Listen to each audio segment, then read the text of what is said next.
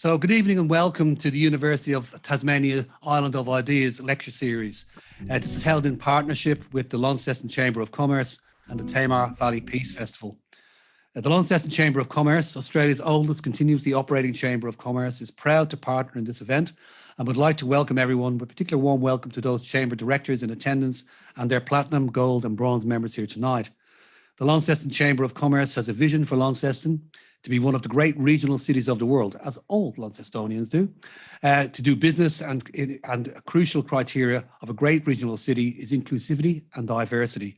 Just one reason the Chamber is proud to participate in the Tamar Valley Peace Festival and to co-present this event. Today we're meeting and broadcasting from Lutruwita, Tasmania land, seas and waterways. I acknowledge with deep respect the traditional owners of this land, the Palawa people, who gathered on this important place, the confluence of Plipitomala and Lakakeller, the south and north-east rivers respectively, where they went on to form Kanamaluka, the Tamar. And in fact, the Palawa didn't actually have a name for Launceston, so they referred to it as Palanwina Larina Kanamaluka, the town near the River Tamar, which I thought was a great idea. So the Palawa are the members of one of the oldest continuous cultures on this planet. Their knowledge, wisdom and stewardship of this land that was never ceded, provide us with invaluable lessons in living in harmony with the places that provide us with food. We pay our deepest respect to elders past, present and emerging, and to those who did not make elder status, and to those who continue to care for country, this beautiful country.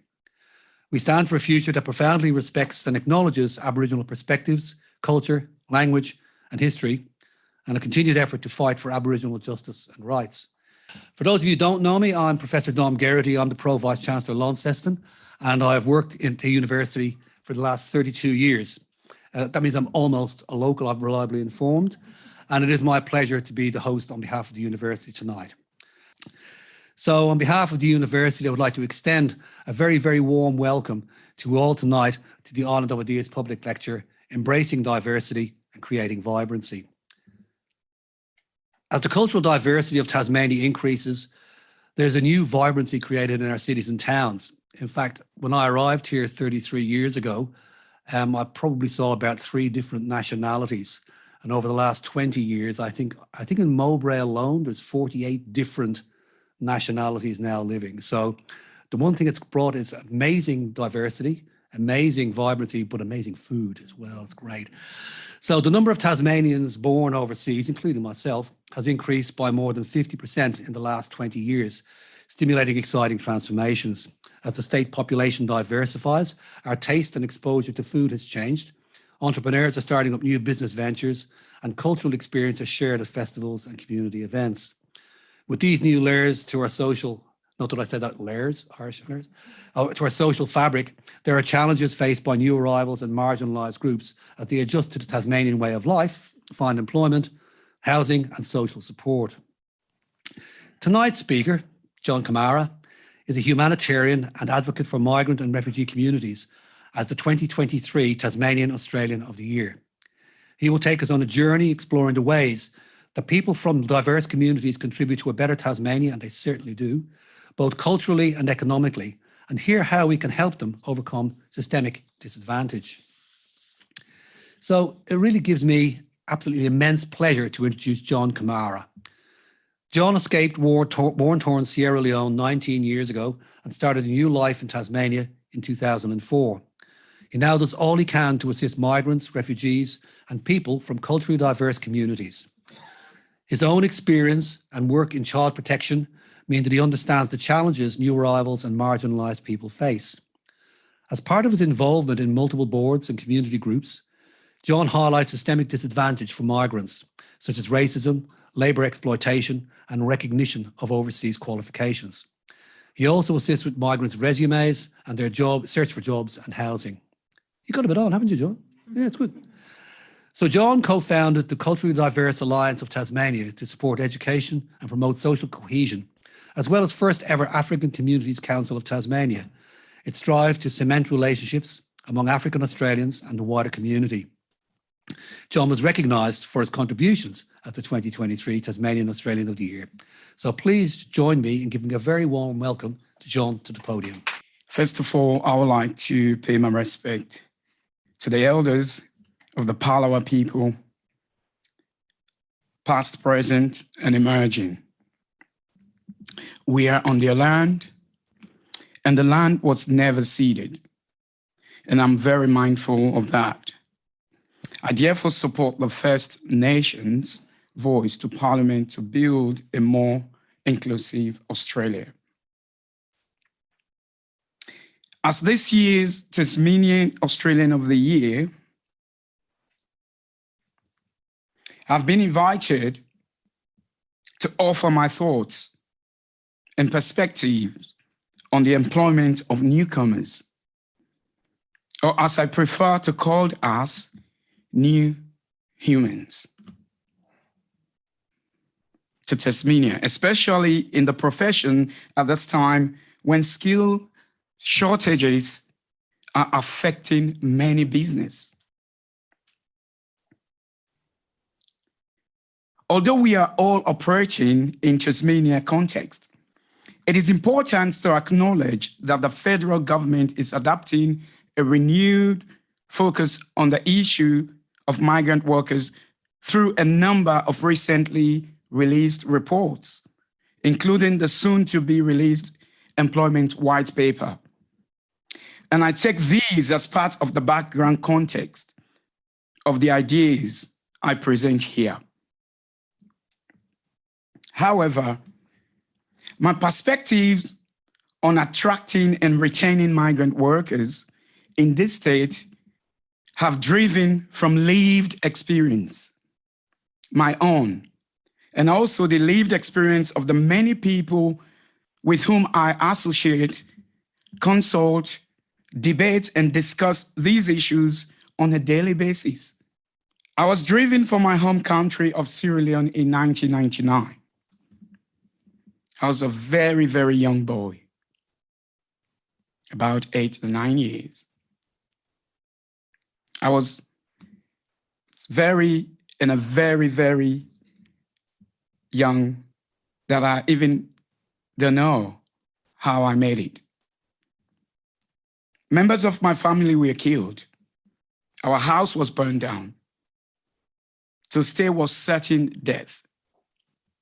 So I came to Australia as a refugee, escaping from a brutal war, searching for safety, striving for survival. When a person flees their home country in that way, it is not through any lack of love for their homeland, its culture, animals, values, or its people. On the contrary, we face the deep emotional struggle of leaving everything we loved behind us. The opportunity to start a new life produces feelings of relief, hope, and profound gratitude. But there's also sadness and anxiety. Everything is strange. Everything has to be relearned.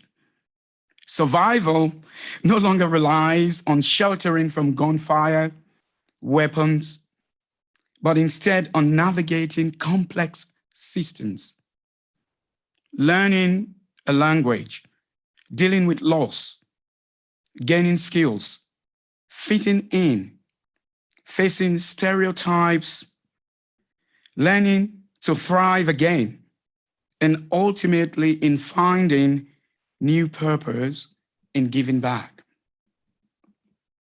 The work I do now comes from these life experiences, the human struggles they involve, and a strong commitment to finding the ways we can understand each other better. So while reflecting on this speech and about the process I have been through since I arrived, I remember when I arrived to Australia in Launceston, I got out of the plane and it was so cold. And I ran back into the plane because I thought it's warmer in the plane. But when I got out of the terminal, there was someone there that gave me a coat to keep me warm. So when I was reflecting on these since I came, I asked myself one question. What was it that works for me? How did I make it? So one answer is, I quickly decided to educate myself in a complex system and in a new way of life. I understood that there was no way the community would easily comprehend my starting point, but instead, I must find a way to adjust to the new way of life. But what could I bring? What could I offer to this long established and seemingly close community that I was so new to and felt so outside of? Fitting in felt like a daunting task. I repeatedly had eggs thrown at my first home in Launceston. People told me to go back to where I come from. People said, I hate you. People say, you don't belong here. Who are you? As Professor said, there was not much people who looked like me, dark skin at that time. In response, I turned to who I am, my culture, and my unique way of life. Music, dance, food, dress, and the vibrant way of African living. I started choir groups. There are people sitting here who helped me through that. Youth groups. I started volunteering. I started singing and dancing at the mall, aged care facilities, hospitals, schools, churches. I passed on what I had learned about resettlement. I started by bringing young migrants together, girls and boys, to help them with their assignment, liaising with schools, social workers, and ESL teachers, running support classes and programs to help them with their schoolwork and help them understand how to settle in the school environment. I started mediating between police and migrant communities. That could have gone really, really bad. Uniform is a trigger to most migrant youth. I was captured by rebels, people with uniforms. So when I start working with the police, that could have gone really, really bad. I started supporting young people in the court system, physically going to their houses and taking them to soccer, music, cultural events, and many other activities. I created programs to engage them and keep them away from trouble, drove them all around town to appointments while supporting them to learn the system, the English, and also the Australian, and definitely the Tasmanian English, which is so different. I support them to look for jobs and write resumes, fill in citizenship applications, apply for family members to join them here in Australia. I support them with housing, rental, and landlord issues and help them connect with mainstream services. All those confounding complexities of navigating the system. So these are resettlement and integration issues, the short-term and long-term. So these are the things that migrants go through. Transport, I don't even know how to catch the bus, how to go to Centrelink. Housing. So there are some of the ways that I adapted. And along the way, I learned about the barriers that people face in gaining employment. All part of the big picture when thinking about recruitment and retention.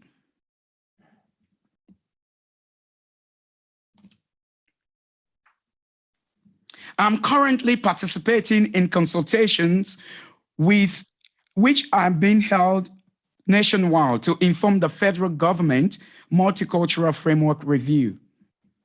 So before focusing on ideas about local business environment, I will just briefly acknowledge two broader questions. How are the challenges around migration being reframed in the new national narrative about Australia? And what is unique about the Tasmanian context when it comes to migrant workers? Which led me to what I've learned about the recruitment and retention of migrant workers.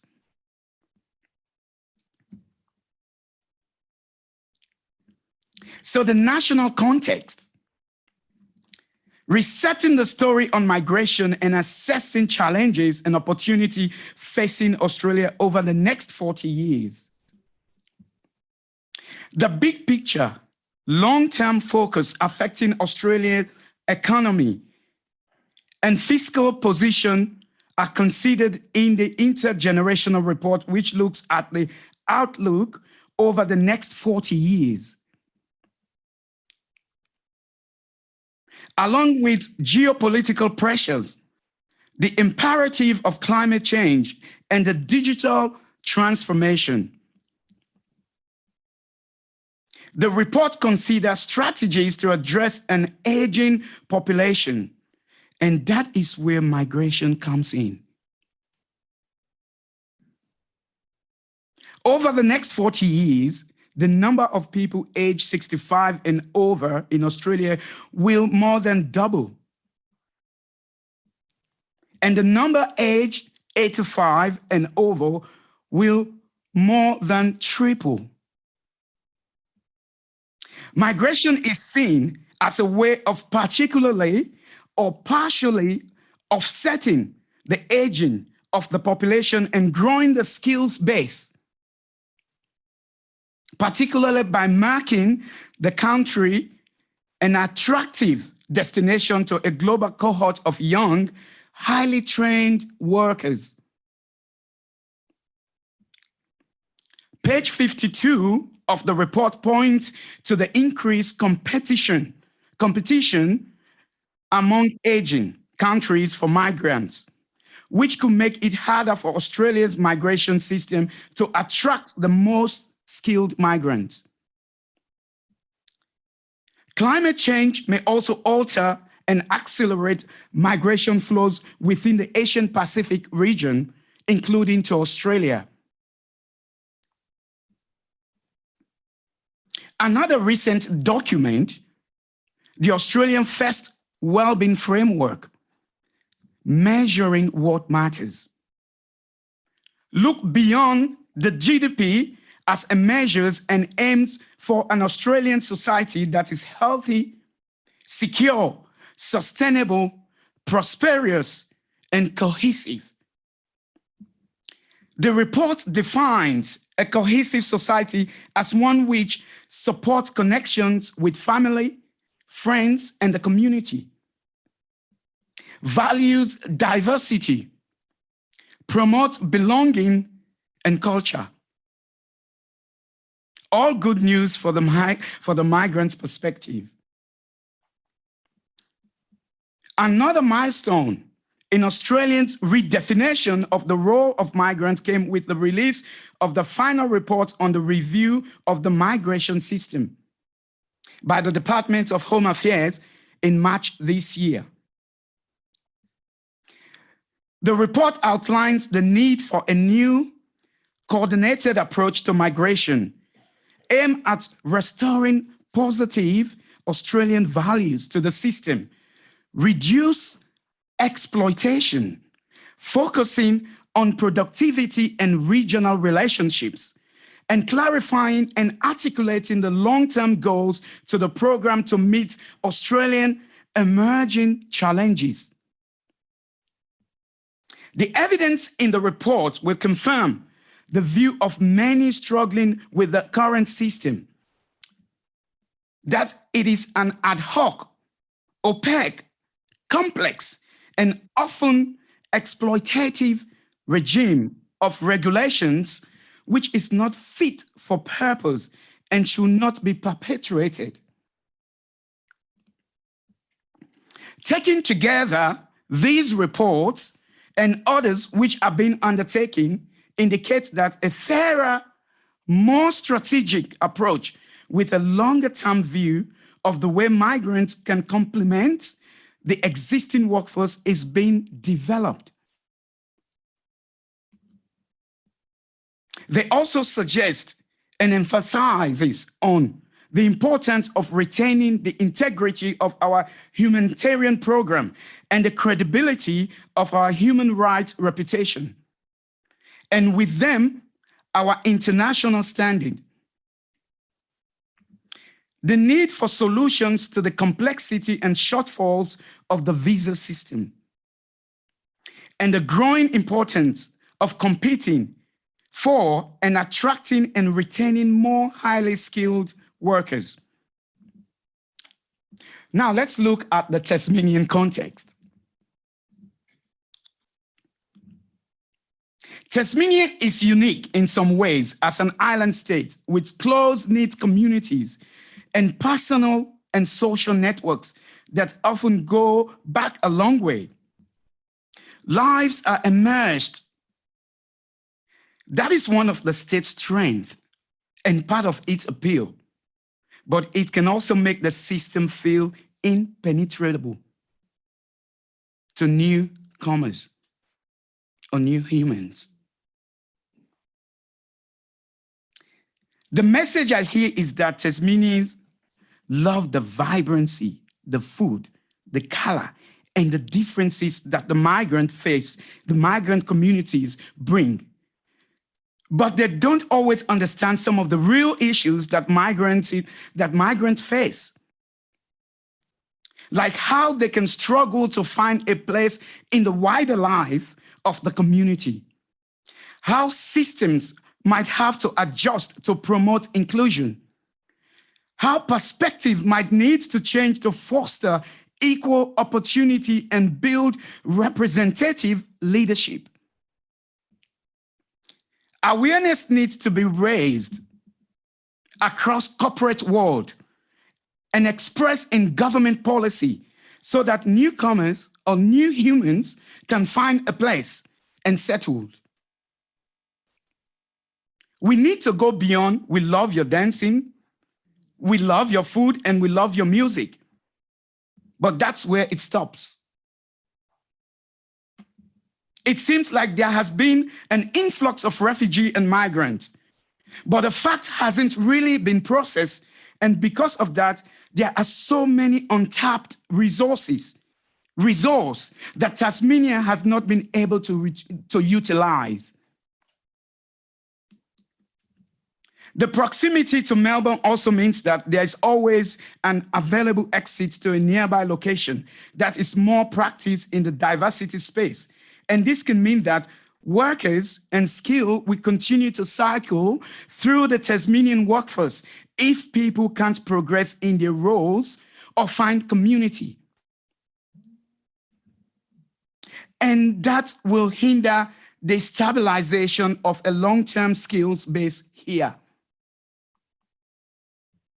Make it safe for women. The recently released review of migration reports acknowledged that navigating the array of visa categories can result in people trying to survive in a protracted state of limbo, lacking legal protections, and being vulnerable to exploitation and wage theft. I would like to emphasize that it increases the risk to women of being exposed to workplace bullying without recourse to protection. Temporary visa categories in particular can leave women with a terrible feeling of having nowhere to turn if they experience violence either at home or at work. A recent study highlighted the effect of sexual harassment in the workplace on migrant and refugee women. The study of 701 professional migrant or refugee women, 74% of whom had a bachelor degree or higher, found that 46% had experienced at least one incident of indecent phone calls, messages of sexual nature, intrusive questioning about their private life or physical appearance, sexually suggestive comments or jokes, staring or luring that was intimidating. The harassment came from men, majority white men, who were senior managers, or men who were clients or customers. A third of the women were threatening not to report, and 88% only told a friend, family member, or colleague. They described feeling of fear, shame, uncertainty, and threat to their employment or visa status. To emphasize, it was the experience of 46%, or almost half. Gesture and phrases can mean different things to different cultures. A woman told me how a man in her workplace had given her the rude finger. In her country, this means a whole lot of extremely degrading things.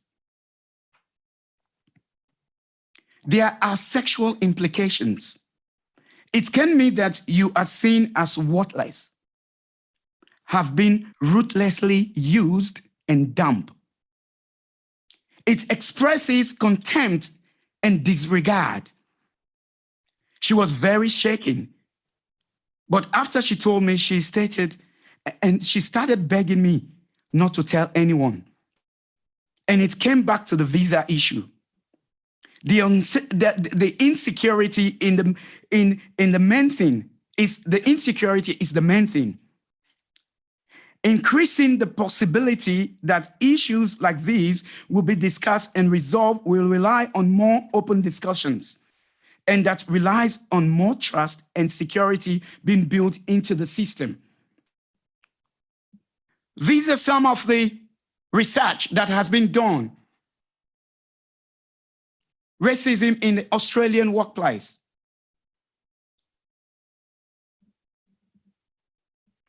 The next slide is going to talk to you about some personal accounts of racial profiling.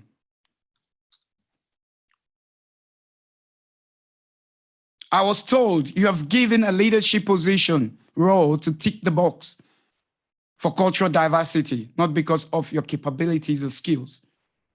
Concealing my identity was something I became an expert at during my 17-year corporate career. I always felt like a bit of an alien. I had a lot of shame. I hit the ceiling in my current role. I can't progress further because I don't feel valued at my work and have not been given the opportunity to progress. My skills were only recognized 10 years when there was no one else left to fill in the role. When I introduced myself to my manager and told her what my name was, she responded by saying, "That was a funny name," and laughed. I have to change my name to a westernized name on my job application to succeed. Your pronunciation is difficult for me to understand. Therefore, I will not let you represent the department. I've been physically assaulted numerous times by my client. There has been no support from management to protect and support me. I need a job so I don't press any charges. So these are some of the personal accounts of racial profiling. There are some personal of the day-to-day experiences of migrant workers as related to me. So now, there's no point talking about the problem without talking about the solution, the way forward.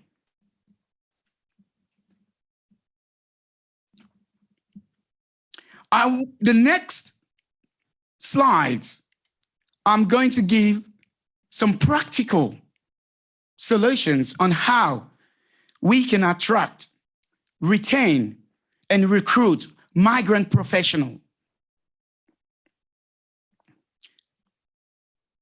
When aiming to increase diversity level, it is helpful to set the scene with current workers, to encourage the current workforce to develop some cultural awareness and educate people about the benefits of a diverse workforce. Diversity in staffing arrangement does not just add to the dynamism and problem-solving base of the business, it can help expand the customer base. Customer and client from diverse backgrounds notice when a business has recruited staff that reflect the wider community, and professionals with more than one language can expand the communication power of the business. Establishing an environment where diverse staff can belong has benefit for the workforce and the business. There may be an opportunity to review and revise unexamined assumptions about language and appearance. This might be around accents, English language levels, stereotypes about people's appearance, mannerism, or the way they think about family or community. Are there opportunities to think in new ways about what will make a business more profitable and successful? How to recruit multicultural and migrant professionals. Supporting newcomers or new humans through the early stages after recruitment needs to be intentional. But in creating that pathway, the employer can have confidence that the benefits outweighs the effort, even though it may take time.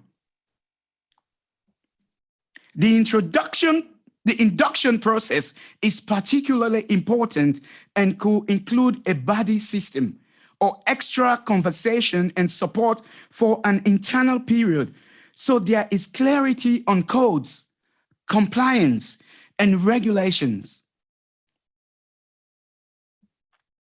Work on the scaffolding process and support people through their transition into routines and social conventions so that they feel safe to discuss and clarify any issues and build trust and a sense of belonging.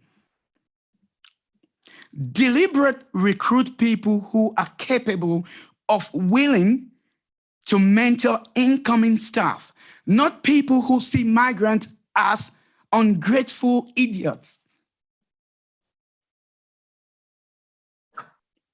Reach out. Ideas about professional boundaries in the Australian context can sometimes rob workplaces of an empathetic and holistic and human approach. Being task-oriented shouldn't mean that the human perspective that will help newcomers or new humans to feel connected and welcome is lost sight of. Resettling can sometimes feel very isolating and lonely, especially if the person is the only one who is visible or culturally different in that space for long periods. Their negative experiences can be dismissed or minimized, or they can be made to feel that they are especially privileged and have no right to complain. I have been called a troublemaker because when I called out things. Resettling can present significant mental health challenges. Resettlement is the mental health of migration, of migrants.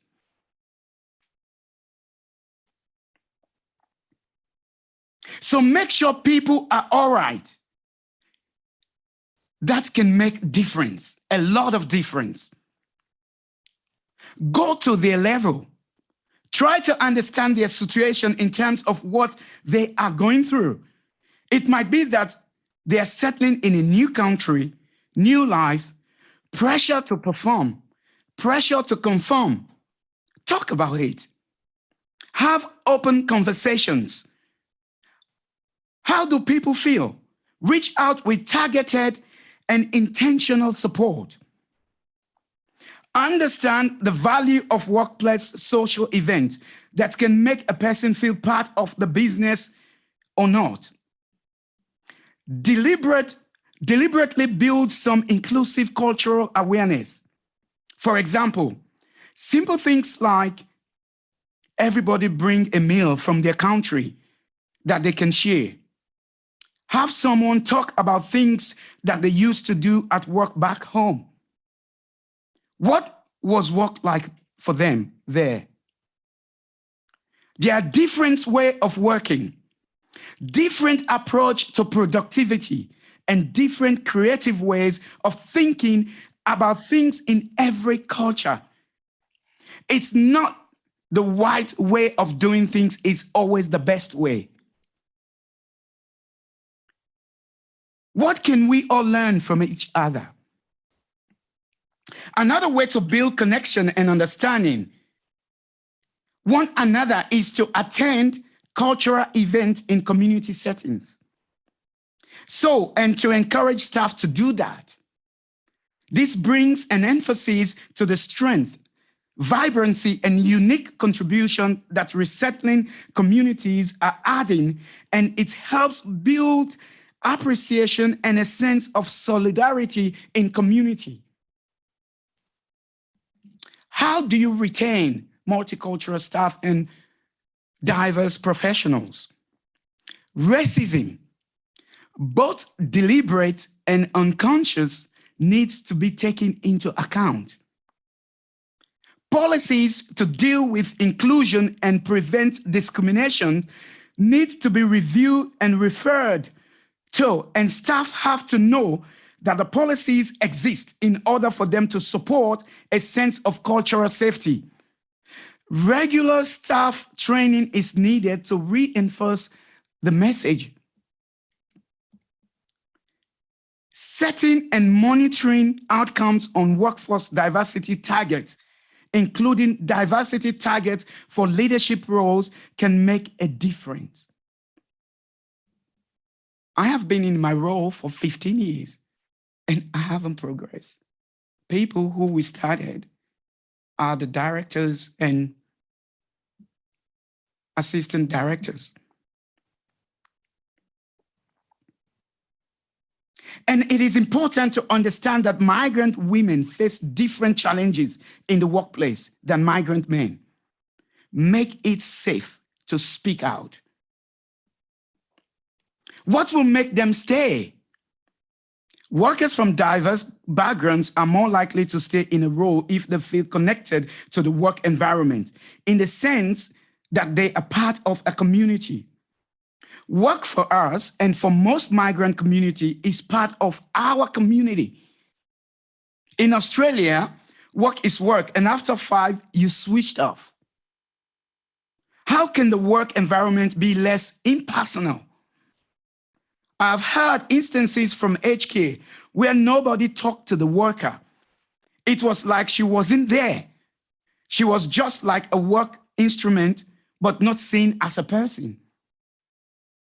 Without a sense of connection, you are aware that you have to go and do a job and get money, but there's nothing there that feels like you.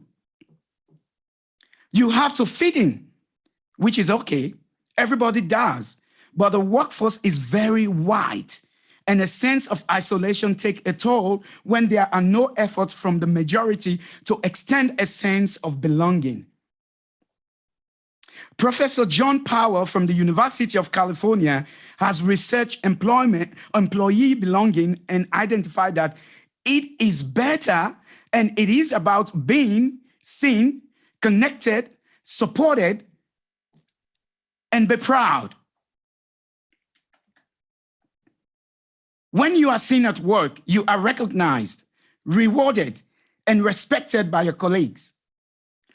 When you're connected at work, you have positive authenticity, social interaction with peers, managers, and senior leaders. When you are supported at work, those around you, from your peers to senior leaders, give you what you need to get your work done and live a full life. You are proud of your work and your organization. You feel aligned with its purpose, vision, and values.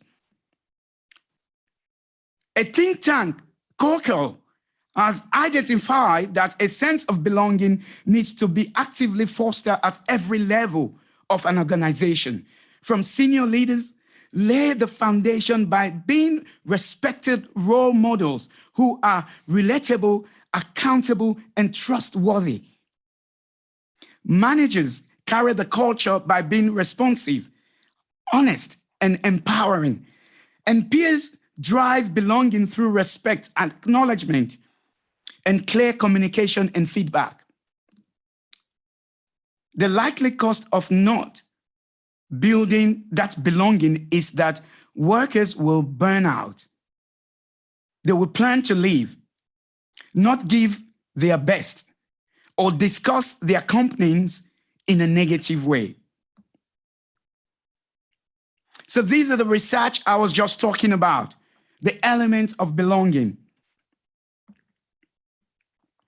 What are the red flags to a worker that belonging could present challenges? A very big flag for me is when there is no visible diversity in the workplace. It is a big red flag. The question arises, what is being done to bring people in? Because it is not possible to say there are no diverse people available. I say this, it's recently the world is waking up to know that women are better leaders. For centuries, it has been white male dominated. So the resources and the potential has been wasted. There is untapped resources in migrant workers.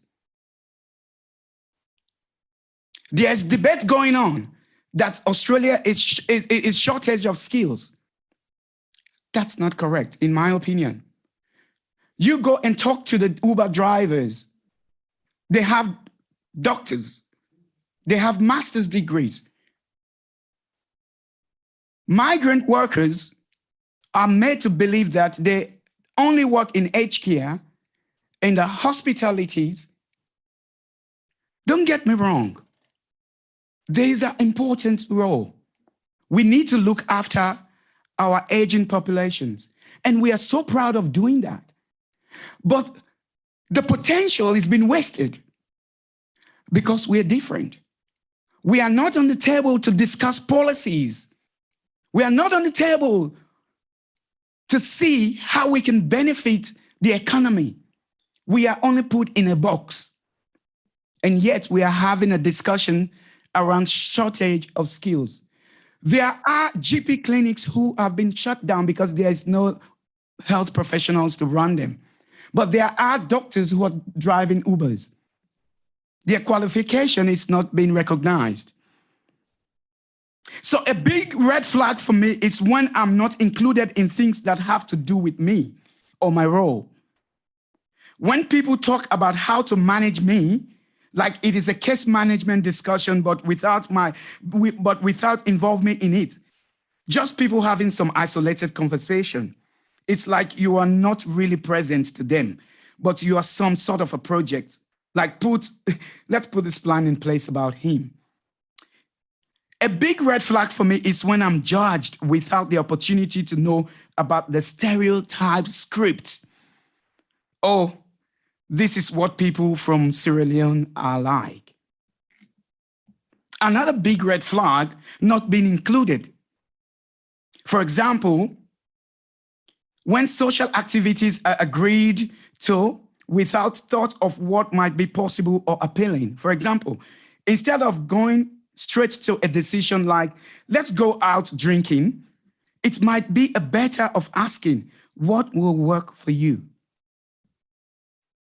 A very big red flag for me, and I have been exposed to this, when the human resource system seems to be built around surveillance instead of support.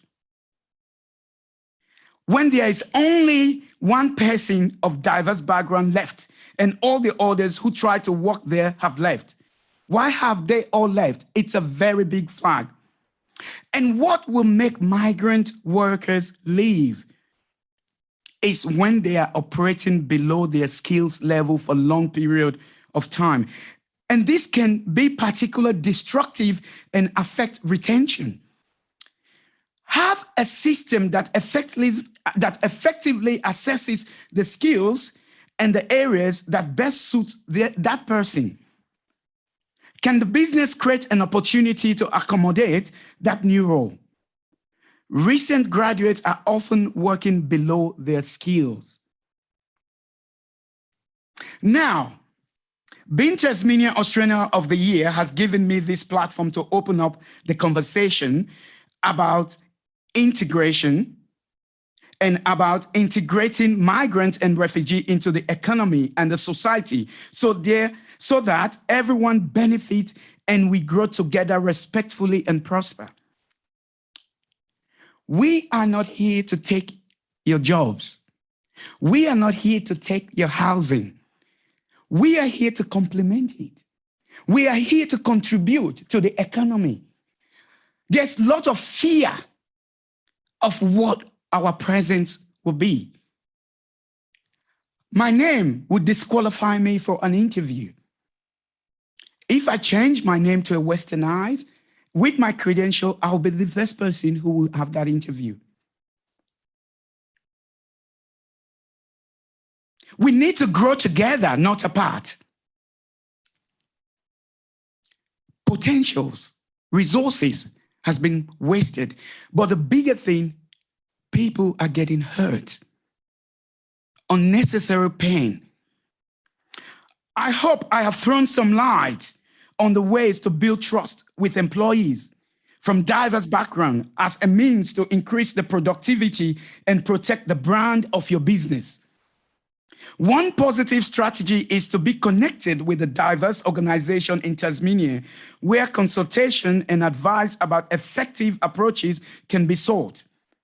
As far as the switch from perceiving risk to perceiving opportunity goes, if success stories are shared among employers, it can help build confidence.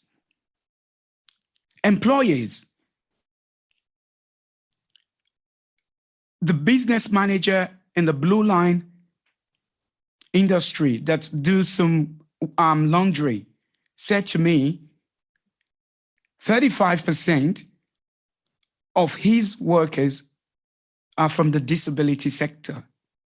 35% of his workers are from multicultural migrant communities. You know what he said? Diversity is good for business. If you share their story among yourself, that will increase the confidence. And it is also very helpful to consider some of the big picture evidence. For example, on page 8 of the issue paper from last year's Job and Skills Summit, it notes that well-targeted migration can help boost our workforce and economic growth. It is estimated that the average migrant to Australia makes a lifetime contribution to GDP of 2.3 million, while the average primary skill independent visa holder contributes 4.6 million. So I invited you to reflect on whether there are opportunities to think more flexible about the skill set, employee history that you prioritize, or to think about productivity in a different way. Acknowledge that there may be existing barriers to belonging for the diverse workforce, but they can be overcome. We have trauma, but we can heal. And when we heal, productivity doubles. What I know without no doubt is that migrants are driven. We are driven. We've come a long way so that we can work hard, succeed, and contribute. So, ladies and gentlemen, here tonight, I encourage you, the resources in migrant multicultural communities. Please make use of it for a better Australia. Thank you very much for listening. I want to leave you with two quotes that I've put on the screen. And this sum up my speech. So together we have the capacity to create change. People are hurting. Resources have been wasted. And approaches need to be targeted, better targeted. But we can change that and make Tasmania a preferred destination for skilled workers and creative and cohesive society into the future. Devaluing and exploiting migrant community is damaging to Australia's international reputation and counterproductive when the country is so desperate of skills. Respect, well-being for migrant community contribute to the well-being and respect of the whole Australian community and the whole Australian economy. Thank you for listening. I feel relatively comfortably uncomfortable after that. So thank you, John, for kind of holding up a mirror to us as a community, but also gently giving us some sort of skills, some tools in which to address some of our foibles, I suppose is the word I would use. And I do reflect on one thing you said, that migrants are driven. And over the 30 plus years that I've been teaching at the university, I've seen the number of migrant students, a lot of refugee students come through, and they're the most highly driven group of individuals I think I've ever thought. And I will reflect on one story, and I know we're running a little late, but a lovely South Sudanese gentleman who will remain nameless because I think he's still in Launceston, or he was in Launceston. He said to me, I want to finish my degree in laboratory medicine, and then I want to go on and do a master's of pharmacy. And I said, why do you want to do that? And he said, I want to go back to my country, build a factory to create very, very cheap anti-AIDS drugs and save millions of people. And that's what I call driven. And John, I loved your story. It's really heartwarming to hear. And also to see you been what you've been through, to be so happy. So thank you. Questions for John? You talked about integration, and integration involves two groups, crudely speaking, the migrants and the context within which they're operating. And you spent a lot of time talking about the context, its difficulties, how it might be made better, and all of that. One problem I gather with migrant groups is internal to them. There's a tendency when you come here to seek out like people and to form, if you like, little enclaves within the broader community. I can understand that as a security, reassurance, support, whatever thing in the initial stages. But I do know of migrants, in my case, it's mostly Nepali people who have been here for a decade or more and haven't learned English. This strikes me as destructive of them and not a good thing for us either. So I wonder what remarks you have about how to work not on the context, but within the migrant communities to help them reach out and integrate more. Thank you. That's a really good question. To answer the question, I speak sixth language. English is my sixth language. And my preference to communicate will be English will be the sixth, because when you speak to me, it has to be processed in a lot of languages. And to me, I don't think English should be seen as the best language. But what I agree with you, you need English to operate in the Western system, because that's what it is. So respectfully, I think I see it as two ways. It's the responsibility of the system to think about other ways to support people who have a difficulty, as you said, they've been here for decades. I believe that there's nothing we can't do as humans. COVID has taught us that we can react in so quickly. So we have the ability to reach out, but also support them to reach out. I see it's one-way street. So I believe there needs to be some English skills, but there's also needs to be some compromise in how these people are supported, are well supported to get those English skills so that they can integrate better. Do you have any thoughts to offer about what could be done within the group, by the group, in order to reach out more successfully? Yes, I do have thoughts on that. And I think I talked about some of those services, those organizations like Migrant Resource Center, to reach out so that you can come up and help those people. And I think that's where we go. So the group itself, I think it's just about let them feel they belong. This is part of their community, and help them to translate in different things, their language, so that they can understand this in their language, and how vice versa, how to translate in English and English in their language, and perhaps do some training and classes for them. In the mainland, I know there are schools that's been encouraged for different languages. They are starting those schools, so people will go there and learn their language, and which is translated to English. So I think we can work with the groups themselves, but in a very not the Western way of learning the English. John, you've spent the last couple of days talking to school groups, and I know you've still got a couple of days to go. I was just wondering if there's things in those interactions you've had with students that gives you optimism about the future and what that might look like through the voices of our young people. Thank you. I think the youth and the school children is the future. When I speak to the school children, it's inspired me as well.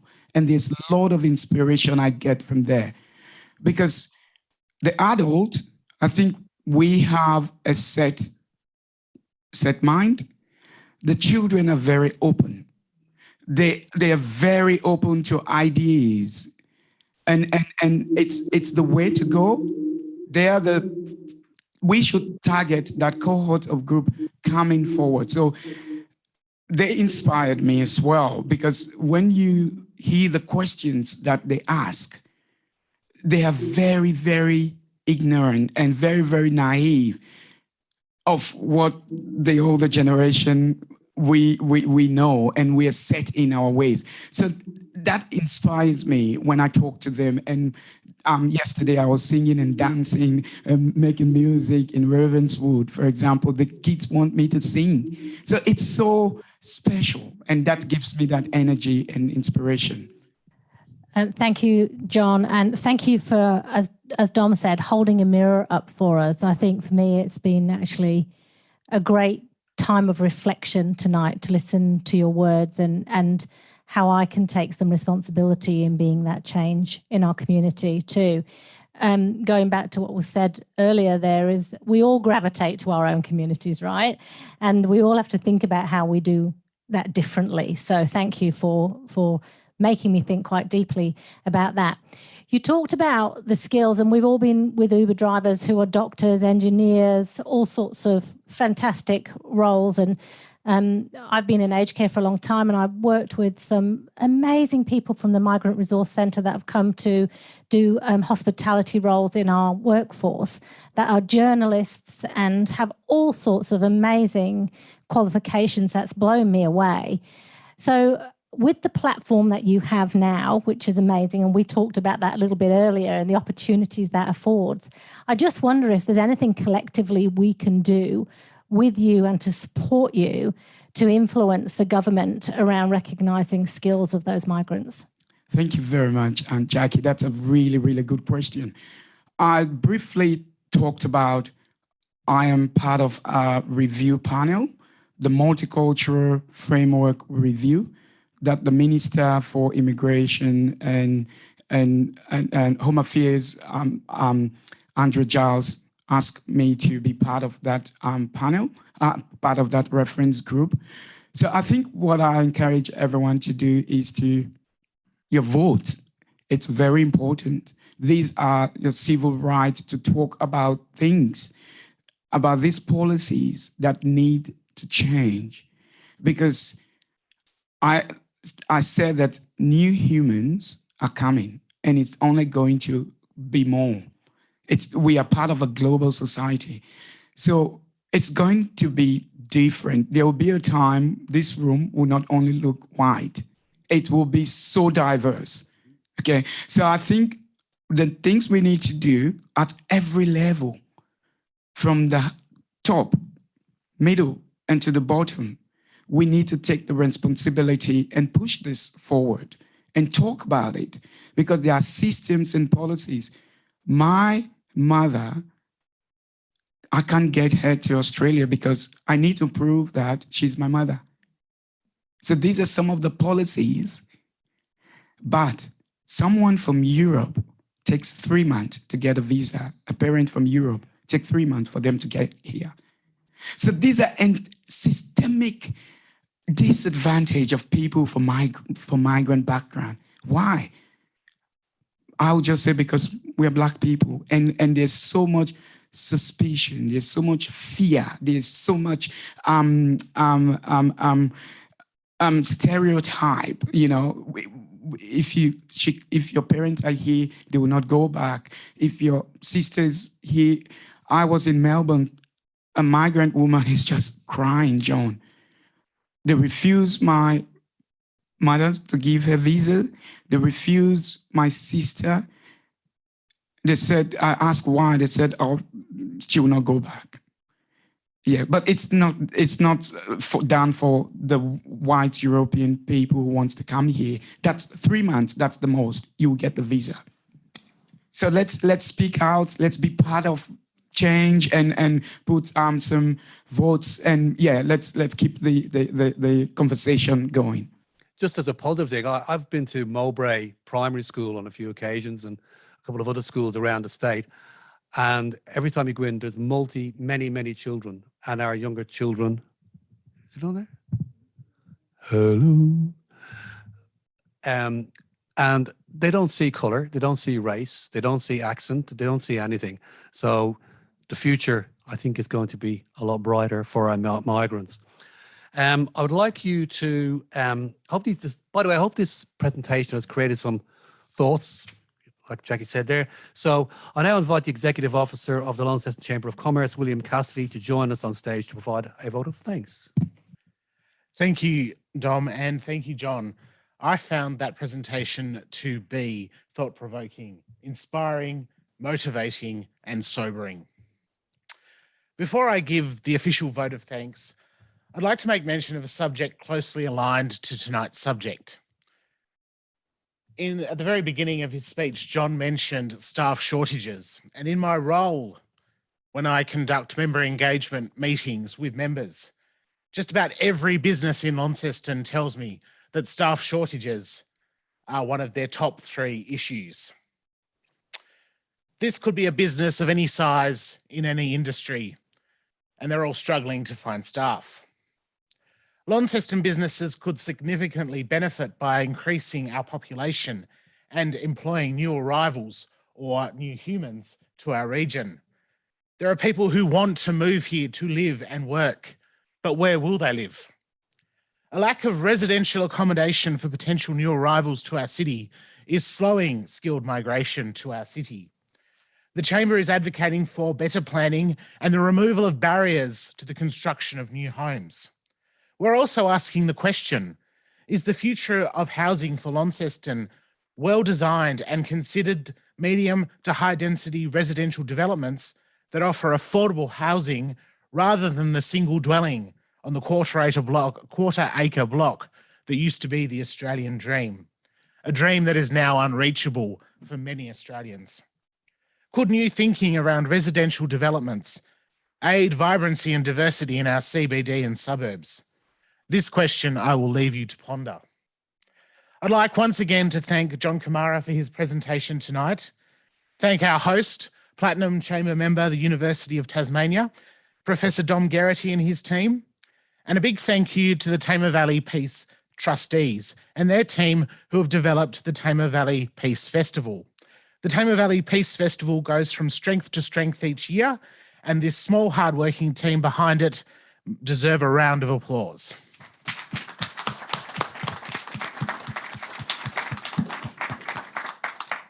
Finally, thank you all for being here and to those who are online. Good night.